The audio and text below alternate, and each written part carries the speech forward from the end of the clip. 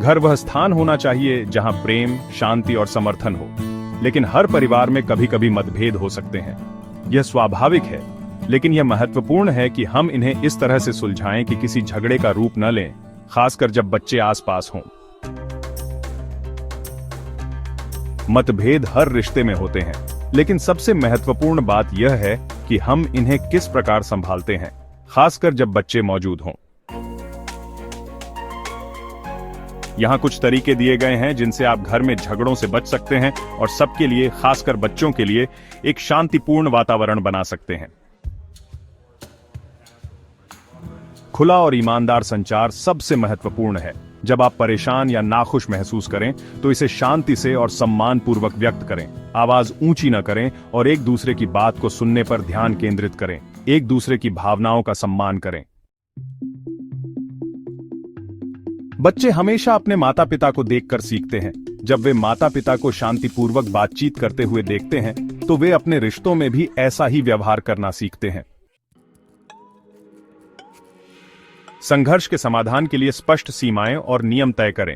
सभी को यह बताएं कि चिल्लाना, अपमान और शारीरिक आक्रामकता कभी भी स्वीकार्य नहीं है। जब भावनाएं उबाल पर हों तो पहले शांत होने के लिए थोड़ा समय लेने पर सहमति बनाएं।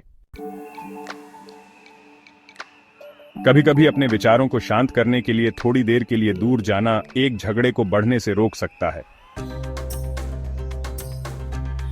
हर किसी को व्यक्तिगत स्थान की आवश्यकता होती है, खासकर जब तनाव बढ़े। जब आप दोनों को थोड़ा समय चाहिए हो तो एक दूसरे को व्यक्तिगत स्थान देने की आदत डालें।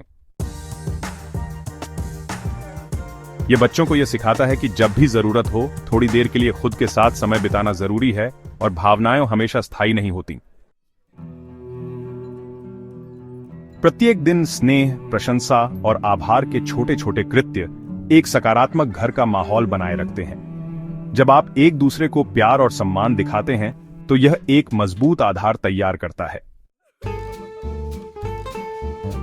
चाहे वह घर के काम के लिए धन्यवाद कहना हो या एक गले लगाना, छोटे कृत्य भी तनाव को कम करते हैं और सकारात्मकता को बढ़ाते हैं।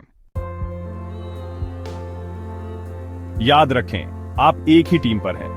मतभेदों का मतलब यह नहीं है कि आप दुश्मन हैं। यह एक अवसर है साथ में बढ़ने का। समस्याओं का समाधान खोजने के लिए साझीदार के रूप में काम करें, न कि प्रतिद्वंदी के रूप में। बच्चे जब यह देखते हैं कि उनके माता पिता एक साथ काम कर रहे हैं तो वे भी अपने रिश्तों में सहकार्य की भावना को महत्व देते हैं। अपने बच्चों को स्वस्थ संघर्ष समाधान कौशल सिखाना भी उतना ही महत्वपूर्ण है। उन्हें शांति से अपनी भावनाओं को व्यक्त करने, दूसरों को सुनने और समाधान खोजने के लिए प्रोत्साहित करें। जब बच्चे संघर्ष समाधान के अच्छे तरीके सीखते हैं तो वे अपने रिश्तों में भी बेहतर तरीके से चुनौतियों का सामना कर पाते हैं। जब समस्याएं उत्पन्न होती हैं तो दोषारोपण करने की बजाय समाधान पर ध्यान केंद्रित करें।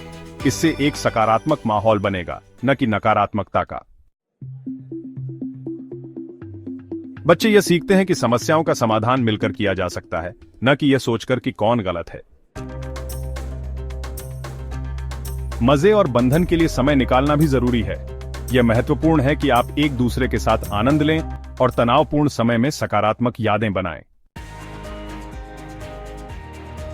बच्चे उन घरों में पनपते हैं जहां प्रेम, हंसी और आनंद को प्राथमिकता दी जाती है।